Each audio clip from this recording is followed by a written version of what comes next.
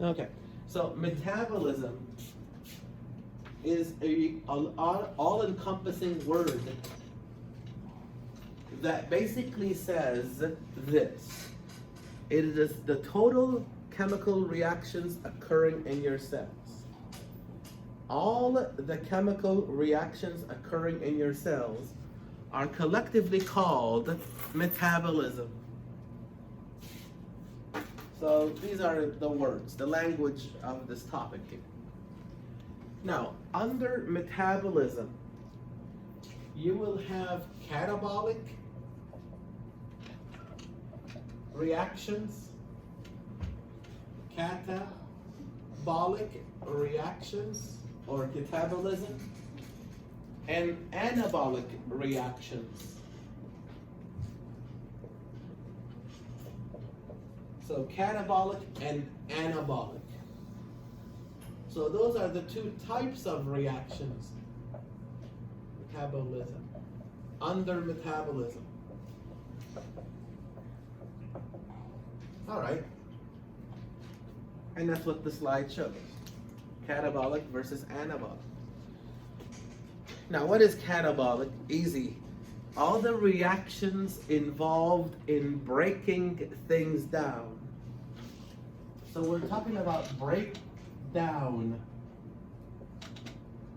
of macromolecules. The breakdown of macromolecules. Those all fall under catabolic. And the interesting thing is this, whatever catabolic is, anabolic is the opposite. So if catabolic is breakdown of molecules, anabolic is synthesis of molecules.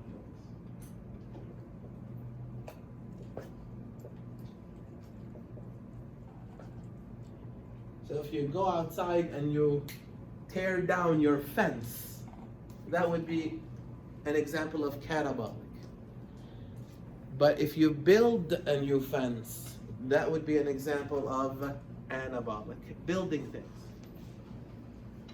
And do you agree that to build something, you better put some energy into it, right?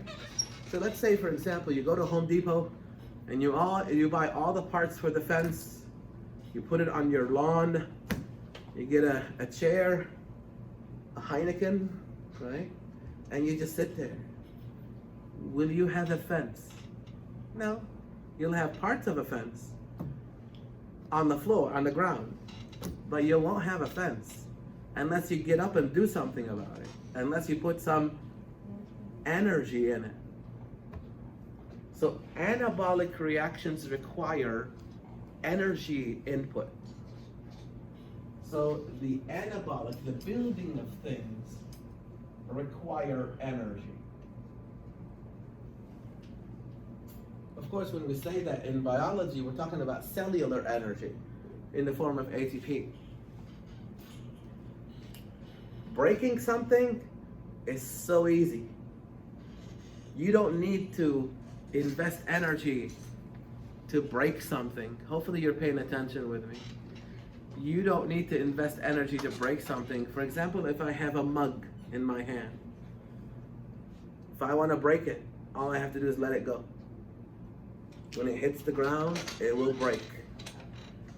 So in catabolic reactions, it actually releases energy.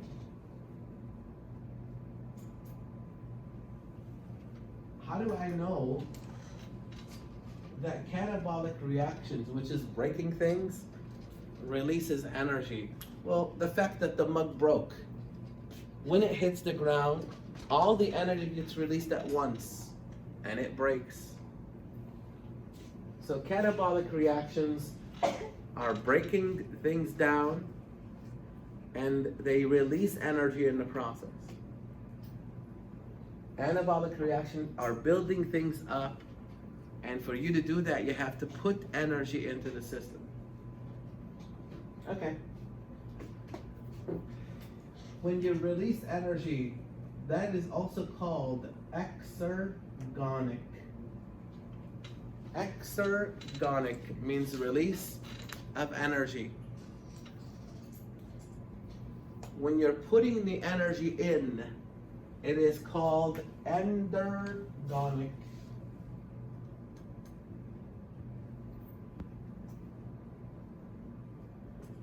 See, we keep telling you guys, you have to read the book, because from the book you learn the language of the exam. If the question had this word exergonic in it, no one will define it for you during the exam, because it's part of the exam. But I am defining it for you now.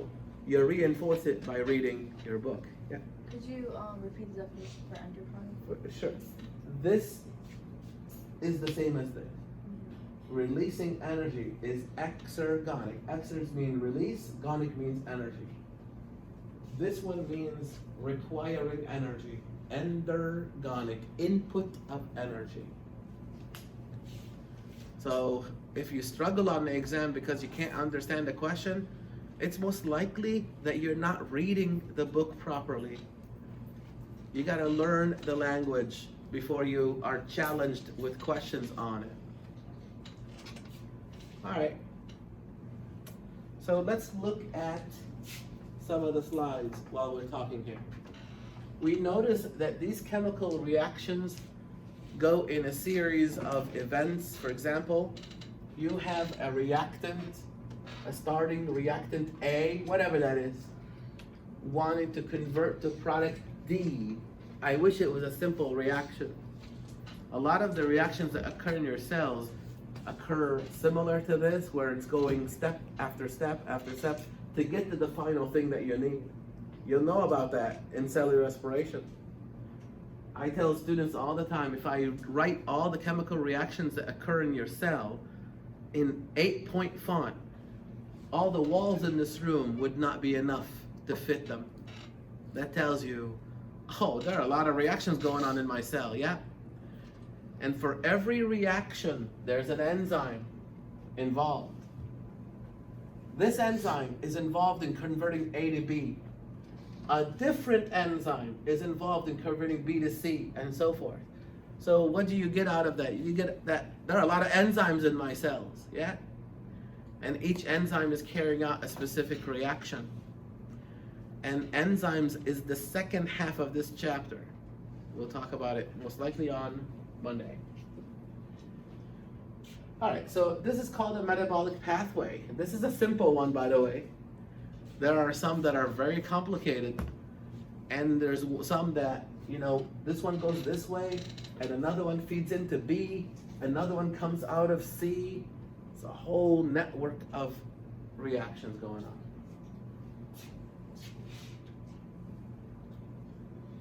We already talked about potential energy. Potential energy is harnessed energy. So water behind a dam, behind a wall that's harnessed energy, that's potential energy. When it gets released, it becomes kinetic energy.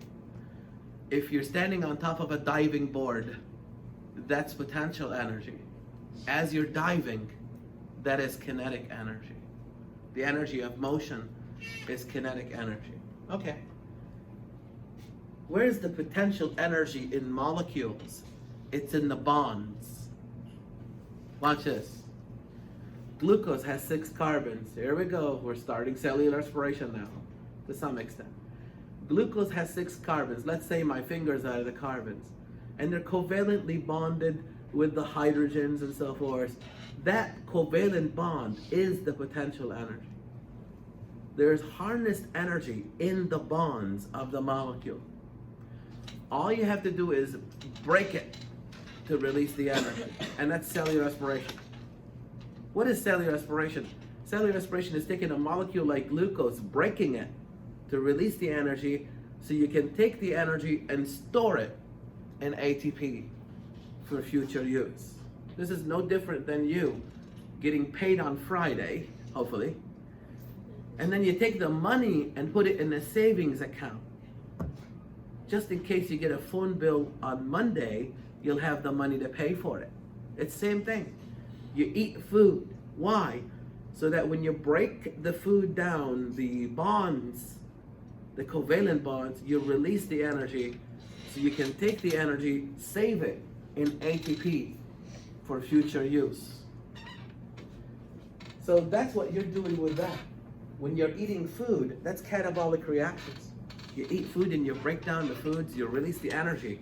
That's catabolic. So the energy coming out here is going to be saved in ATP. Your energy molecule, adenosine triphosphate. And that's why we eat. You eat to make sure you have an adequate supply of adenosine triphosphate, the energy molecule. For what purpose? To drive the anabolic reactions. Remember, anabolic reactions require energy. Where are they going to get the energy from? From ATP, where you stored it. Where are you going to get your money from to pay your phone bill? Not my account, your account. Right?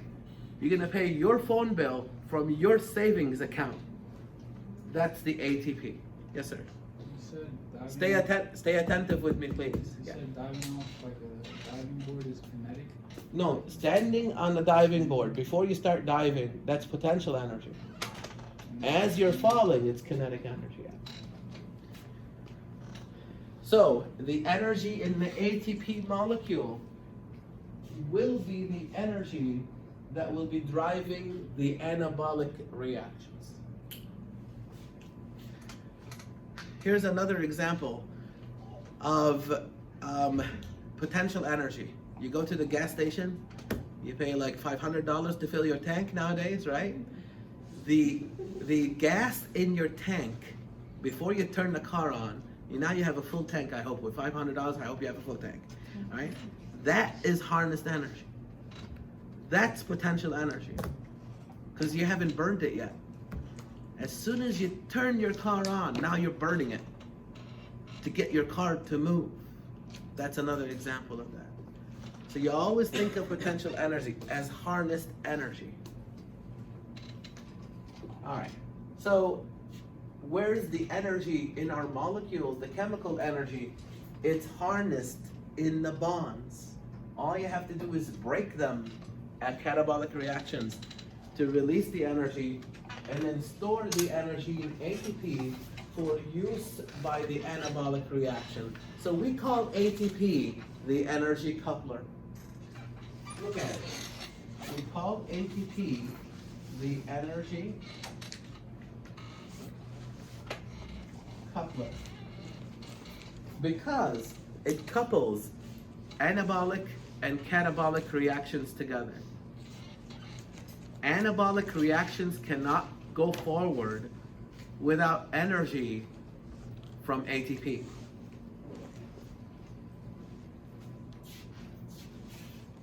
So here's an example of potential energy, you standing on the diving board versus you falling. This guy is not going to land good. I don't know about that, unless he straightens out. That would be kinetic energy.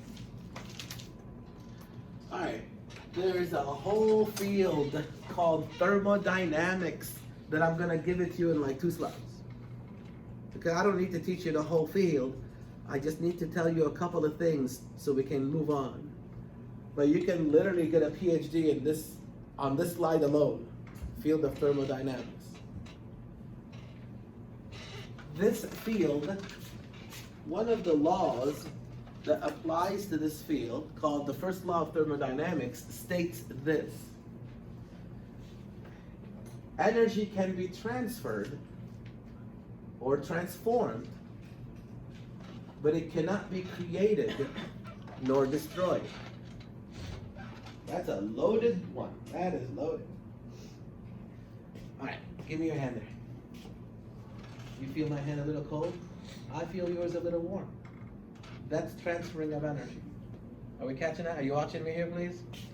That is transfer of energy. She felt my hand cold because you guys make me nervous, right? I felt her warm because I give her anxiety, right? But a little bit, if we keep shaking hands, eventually we will equilibrate, right? Because our energies are being transferred. transformed is this. When I turn the lights on, electrical energy transformed into light energy. Or in Niagara Falls, you know, when the water falls, they use that to drive generators to produce electricity for the city. That would be potential energy, or energy being converted from one form to the other, or transferred from one form to the other. Transferred or transformed, but not created nor destroyed. You cannot create energy and you cannot destroy it. It gets either transferred or transformed. So the potential energy is in the fish. The bear is going to eat the fish, and the bear will transform the energy from potential energy to workable energy, where he can run and survive and eat other fish. But some of the energy will be lost as heat, unusable energy. Nothing is 100% efficient. I mean, think about your car. Does your car's engine heat up? Yes. Yes, it does. You may or may not know that, but it does. And that's why there's a fan and a radiator to try to keep it cool. If you don't believe me, take the radiator out and the fan out, and let's see what happens. In about 10 minutes, you'll be stuck on the highway because it will overheat. Because when you're burning gas, yes, some of that gas is going to be used to move your car, to get you places. That's called usable energy. But a component of the gas will be used for nothing. All it will do is overheat your engine, that's it. And that's called unusable energy. Think about the next time you go out exercising. Do you heat up? Yeah. Because a component of the food that you eat is used to make you survive, to allow you to survive, but a component of it will be used to heat you up. Heat loses heat, it's unusable. No engine is 100% efficient. I wish they were. But we're an engine too, and we're not 100% efficient either. So that unusable energy is called entropy. That's one way to look at it. The unusable energy is called entropy. The other way to understand entropy, this is a tough one, by the way, guys. Even if you try to read it in your book, you're going to probably end up reading it like 10 times to understand that one. Another way to look at entropy is it's a state of disorder. Just write it down and I'll explain it to you. It's a state of disorder. For example, what's an example of a state of disorder? A messy bedroom. You know, it's a lot easier to have a messy bedroom than a nice, clean bedroom. Ask my children about that. Dad, okay, when I ask them to clean their bedroom, they realize I gotta put some energy into it. And I don't wanna do that. It is much easier to have a messy house than a clean house. To have a clean house, you have to put some energy into that. Yes, sir, go ahead. What's the word for state of disorder? Entropy. Entropy. I'll give you another example. You have a house and you ignore it. Meaning, the paint is peeling, honey. Okay, I'll get to it. The roof is leaking, honey. Okay, I'll put it on my list. I have one of those lists. And it's a long list of things to do. I'm hoping spring break will be my, okay, I'll get to the list eventually. We'll see. But then you keep ignoring it. Okay, go ahead, keep ignoring it. What's going to happen to your house is going to eventually reach a state of disorder. It will literally fall apart. Because that's favorable. A state of disorder is favorable. Because you don't need to do anything and you will still achieve it. You see? If you ignore your house needs, what's going to happen over time? It may not happen next year or 10 years from now, but it will eventually happen. It will crumble on top of you. And then you still ignore it. It will start decaying, and it will get to a point where it doesn't even exist anymore. You won't even know it existed. Because this one always wins. If there's one law in science that cannot be broken, it's this one. Entropy, a state of disorder. And the reason behind that is that it's favorable. You don't have to do anything, and it will happen. Another example for you, just to give you ideas here, because I know it's a tough topic. You buy a deck of cards, right? It's in a box. Am I right? You take the cards out of the box and you play a game or two or three, and you're too lazy to put them back in the box. The next time you reach for the cards, they will not be 52. You'll have some missing. You see? They find their way to other drawers and they just go missing. And that's a state of disorder. It is much easier to do this, as to have a state of disorder, than to bring it all together. If I drop the mug, that's much easier. It is much easier to drop the mug and break it than for me to tell you, go pick up all the pieces and glue them back together. That's much harder because it requires energy and it disobeys this, at least temporarily, because eventually the mug will still break and no one will be there to glue it back together. You see? This law will always win at the end. So you might have a state of order right now for you, your body. Your body is intact. It's not in millions of pieces for a long time, I hope. But eventually, after a long life to you and I, it will win. It requires you to eat every day, make sure you stay healthy, make sure whatever, to continue to temporarily break this law. But after a long life, you will eventually fulfill the rule. And that's called decay, decomposition, after we pass away. So, this is favorable. Catabolic reactions are favorable because they fulfill this law. Catabolic reactions have high entropy, or increase the entropy. And because of that, they are favorable. They're favorable because they release energy.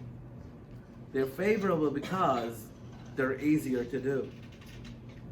And they fulfill this law, a state of disorder.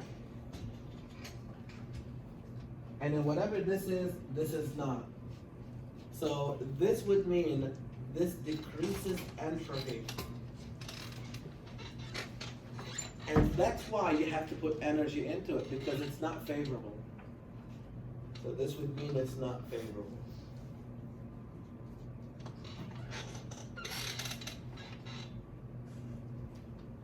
All right, let me give you another example of this. Let's go back to that gas example there. You put $100 of gas in your car, just to make the math easier. Let's say $70 of that you actually use to get places. That means $30 of it, all it's going to do is heat up your engine. So this is usable energy, this is not. Usable energy is also called the Gibbs free energy. Gibbs, it's named after a person.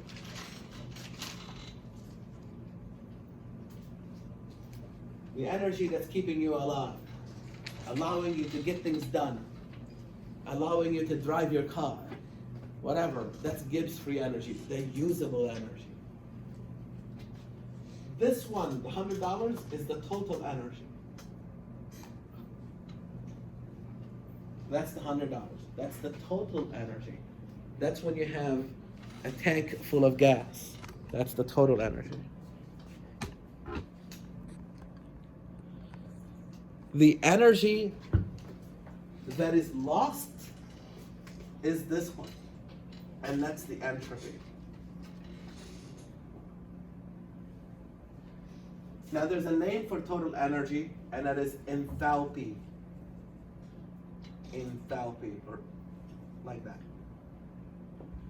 So the total energy is enthalpy, the usable energy is Gibbs free energy, and entropy is the unusable energy. It's the energy lost as heat, for example. Now, when you go buy a car, by the way, there are symbols for this. This is delta H, this is delta G, delta S. These are the symbols. When you go buy a new car, the first thing that you're going to look at is, of course, the price. But the second thing you should look at, actually might be the first thing you look at, is the miles per gallon. How many miles do I get out of a gallon of gas? If the answer is 2, you need to look for another car, because you'll be spending a lot of money, all right? But obviously, we look for a high number. You get 30 miles out of a gallon. Oh, that's nice.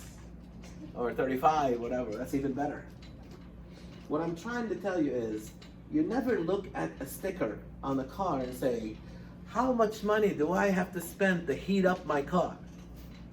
What? You never look at this. You're looking at this. How much money do I have to spend to get places? That's this one. You never say, how much money do I need to spend to heat up my car and get nothing out of it? Doesn't make sense. So what I'm trying to tell you is, I'm going to rearrange this formula to make it where I'm looking at something useful. I'm going to do this. Delta G is equal to delta H minus delta S. But there's a temperature component as well. We're not going to get too deep into this, thank God.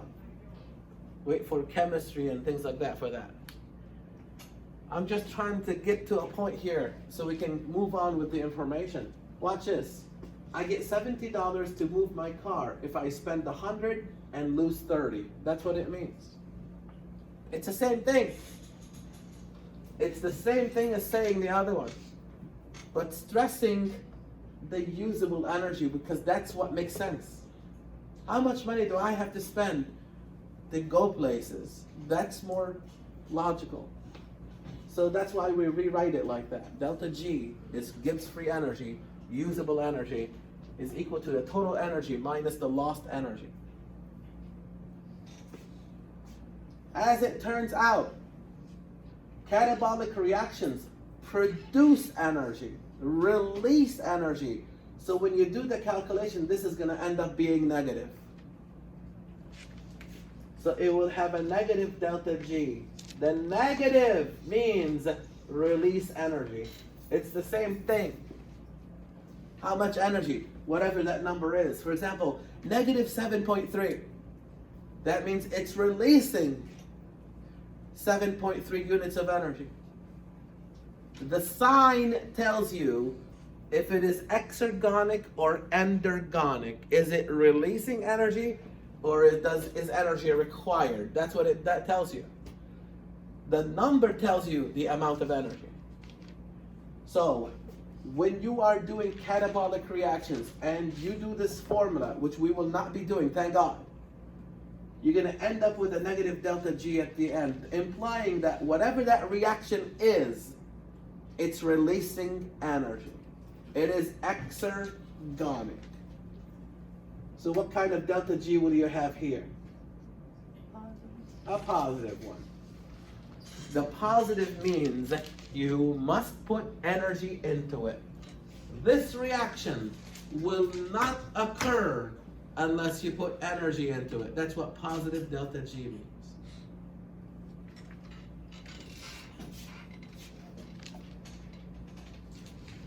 By the way, your book we'll call favorable spontaneous. But then they will put in parentheses saying, watch out for that one. It doesn't mean spontaneous like you mean that you think it means. Spontaneous means favorable, means catabolic, means releasing energy, means exergonic, means breaking down of molecules. See, some students say, Dr. Saad, you're gonna make me remember all of that? Well, first of all, yes. Second of all, you're not understanding me. They all mean the same thing. All of these mean the same thing. You're just looking at it in different ways, but they all mean the same thing. All of these mean the same thing. So what if I make a list of things, and when you realize breaking down of the molecules releases energy means exergonic, and this is what this is implying, that it is releasing energy, and it's favorable because it increases entropy. It all means the same thing. So it's not just a list of random words, they relate to each other.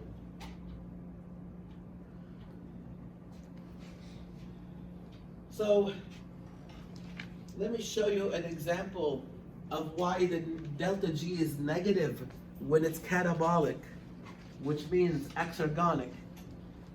This means exergonic, negative delta G. So let's say this marker right here, look over here please. Again, I love to use my markers here, but this marker is the reactant. The covalent bond is right here.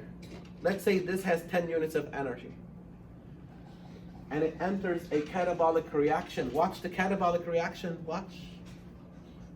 There it is. You thought something else was gonna happen, right? But there it is.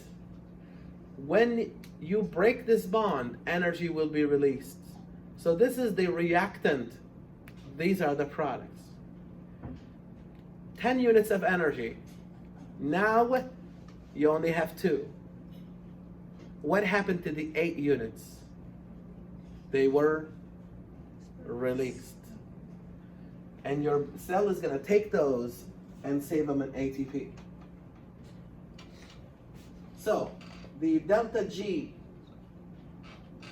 is equal to the Gibbs energy, the Gibbs free energy of the products minus the Gibbs free energy of the reactants. So I told you the products, as my example, was 2, and the reactants were 10. So the difference is negative 8. See that example? The product energy is 2. The reactant was 10.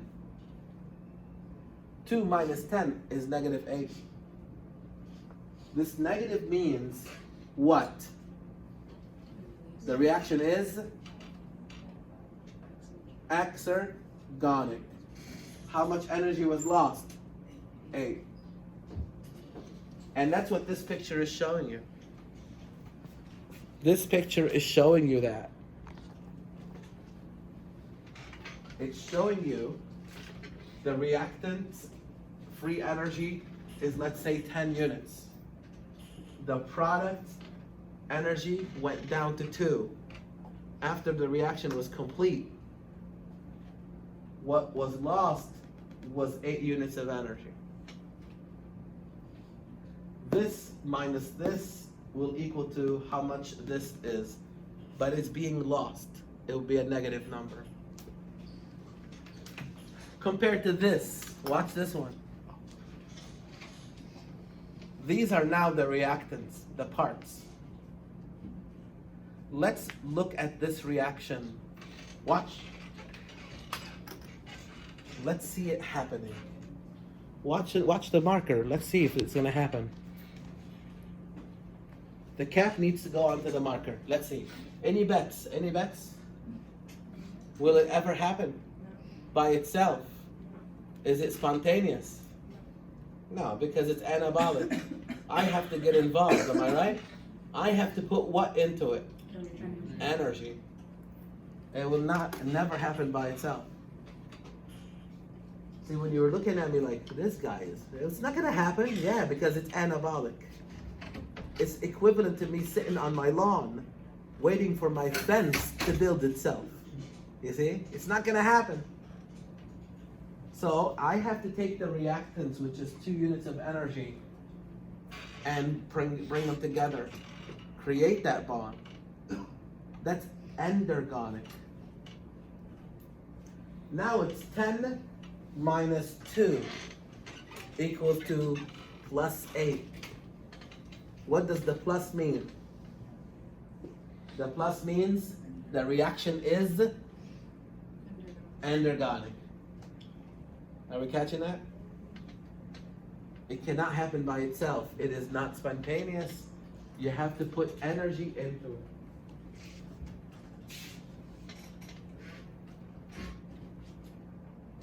it. We talked about the energy coupler being ATP.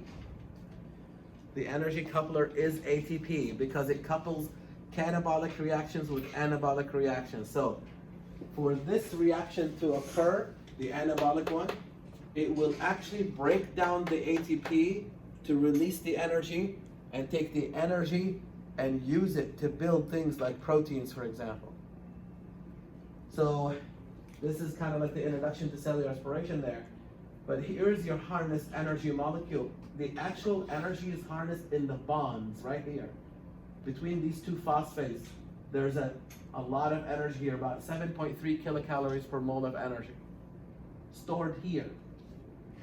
There's another one here and another one here. So if I remember right, this is negative 7.3, negative 7.3, but the amount of energy here is less than 7.3. I think if I remember right, around 4.5 or something like that. But hopefully you never have to get that far. Usually what we would do is we take ATP and break it down to ADP, adenosine diphosphate. By the way, you guys, you gotta be careful with the pictures. Be careful with the pictures on exams and stuff. Study the pictures. This is a ribose. ATP is actually an RNA molecule because it's ribose. What would it be if it was DNA? That sugar would be deoxyribose, but it's not. Another reason why you know it's ribose because of this oxygen in the second position, if you remember me talking about that. In deoxyribose, it would not have this oxygen. That's why it's called deoxy, without oxygen. A ribose without oxygen, that would be DNA. But this is ribose because it has oxygen, but that's RNA. So ATP is actually an RNA molecule. On top of that, it has adenosine here, it has the adenine here, and it has 3 phosphates, not just 1 or 2. Now if you remove the phosphate, now it becomes ADP, adenosine diphosphate. If you remove another phosphate, it will be adenosine monophosphate, 1. Okay, if you remove the third phosphate, what will it be? Just adenosine. You see that? So this part is adenosine. 1 of them, adenosine monophosphate. 2 of them, adenosine diphosphate. 3 of them, adenosine triphosphate. Every time you remove a phosphate, you're releasing energy. Hopefully you don't have to go all the way down to adenosine. Usually what we do is we take ATP, break it down to ADP to release the energy. So this is catabolic. This reaction itself is catabolic because you're getting a release of energy. But this energy will now be driving your anabolic reactions. This is the energy that you're going to use, for example, to build your fence. You say, I better get up and do something. That's equivalent to this. I want to make a protein in my cell. I better break ATP down to ADP, release the harnessed energy, so I can use the energy to drive anabolic reactions. Now in chapter 9, What it does talk about is how does your cell make this ATP molecule. And that's why it's a loaded chapter there. It's involved. But we'll get you through it. All right. I want you guys to look at the slide, and I have a challenge for you. Only look at the first part. Only look at this part here, part A. Just look at part A and listen to the words I'm about to say, and only answer based on what I am saying. You have a beaker of glutamic acid and a beaker of ammonia. You put them together. What do you get? What do you get? Glutamine. What do you get? Glutamine. What do you get? Peer pressure, right? Does anyone say something else?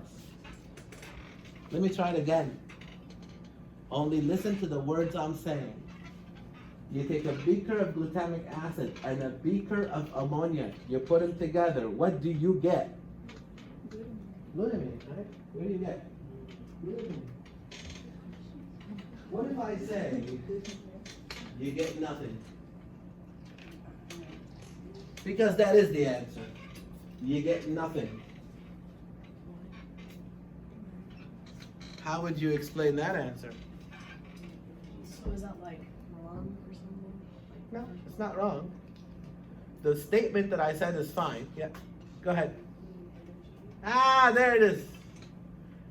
Did I say put energy into it? No, I said get a beaker of glutamine and a beaker of ammonia, mix them together. What do you get? You get nothing until you put in the energy. How do you know? Because it's plus 3.4. That's what I wanted to hear a student say. Dr. Saad, the way you said it, you're gonna get nothing. Because it is an endergonic reaction. If you said it differently, for example, if you said you take glutamic acid and ammonia, mix it together and add 3.4 kilocalories per mole of energy, what do you get? Now I'm gonna get glutamine. Tricky, huh? But the information is right in front of you there. It is positive 3.4. You're not gonna get anything unless you put energy into it. So the first time you didn't say the 3.4, and that's why it's I didn't say that. Okay. All I said was a beaker of this and a beaker of that, mix it together. What do you get? Nothing. It's equivalent to me saying you get the nuts and the bolts and the parts of the fence. Okay, what do you get out of it? Nothing until you get up and do it. You see what I mean? Mixing it is the energy. No, mixing it is not the energy. Yeah, that is not the energy. But you gotta. That's not the energy. Energy. Yes, Yeah. So, in your cell, you can't afford to do these kind of things. So look what your cell does. It is amazing how it solves this problem. It has the same exact problem. Glutamic acid and ammonia. What do I get? I get nothing until I put energy into it. Oh, the energy is in the ATP. It remembers. Oh, the catabolic reaction saved the energy in the ATP. So if I go to ATP and break it down, I will release the energy and use that energy to drive this reaction. Are we catching it? Inside your cells, this reaction will not occur until ATP is broken down. So watch, it's a coupled reaction.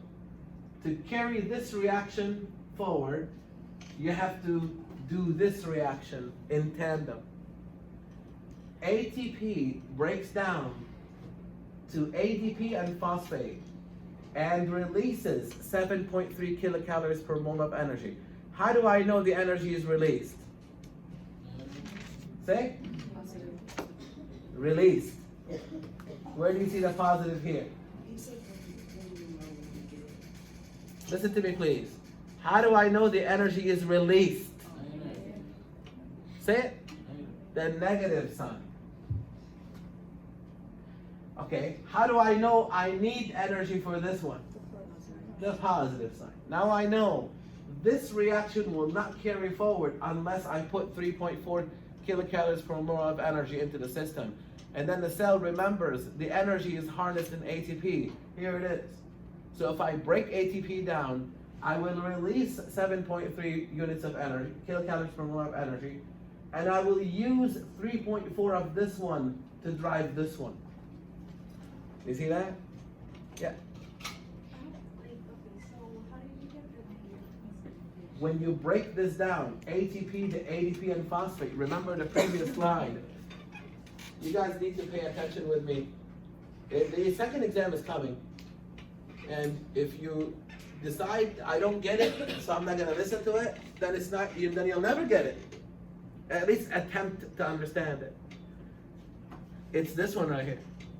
ATP to ADP and phosphate, you're releasing energy. This energy is 7.3.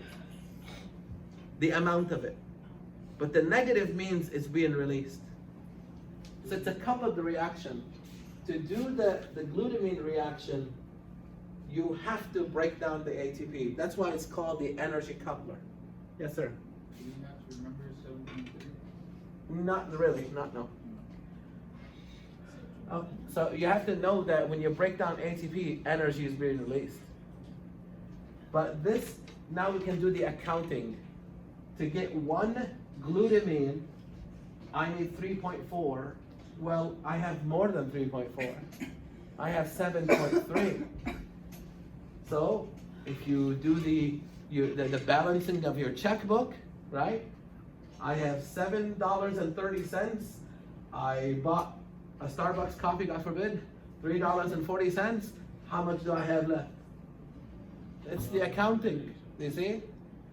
I have 7.3 kilocalories per mole of energy. I use 3.4 to make glutamine. How much do I have left? I have enough left to do one more glutamine. Are you catching it? I have 3.9 left. I can make one more if I want to. Yes? Say it louder. No, you gotta speak up. The energy in ATP? No. The first bond that breaks is 7.3. The second bond that breaks is also 7.3. That's what I was telling you here. When you go from ATP to ADP, this will be negative 7.3. When you break another phosphate to go from ADP to AMP, it will be another 7.3. But when you break the third one, it's less than that. It's about 4 point something. I can't remember the exact number. But you don't need to know those numbers. Whew, thank God. Yeah. But you know, every time you break that bond, a bond, energy is released because it's extra bond. But we have to understand how your cell does this. It realizes, I can't pay my bill unless I take money out of my bank. Are we catching the analogy? This is like your phone bill. You owe Sprint, whatever, $3.40. I can't pay that unless I go to my bank account and withdraw money. Well, you withdrew $7.30. You withdrew more than what you actually needed. That's fine. You'll have $3.90, for example, left over. You can even pay another bill if you want to with it. We're catching the analogy?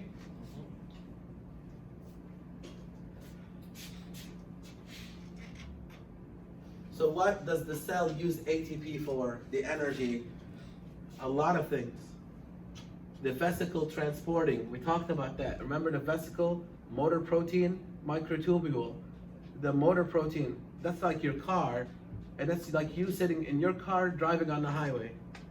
The motor protein uses energy to literally walk on the microtubule. And I'll see if I can show you a video of these things on Monday. The active transport uses ATP. Muscle contraction uses ATP. I don't know what about you that doesn't use ATP. There are a lot of things about you that use ATP. So, real quick here, maybe you can look at the board because it's kind of like the same thing, right? If this is metabolism, what would these two be, A and B? Catabolic versus? Good. If under catabolism, I say break down molecules, what would it be under anabolism? If I say release energy, what would be the counterpart? If I say exergonic, what would be the counterpart? If I say negative delta G, if I say favorable, if I say increases entropy, and what is the energy coupler? Oh, I don't have that one. ATP. So that becomes your go-to information there. That's a summary of the information, but there's information built into each one of these, of course. The discussion, the whole discussion, of course. And now you have it on video for future reference. Any questions at all?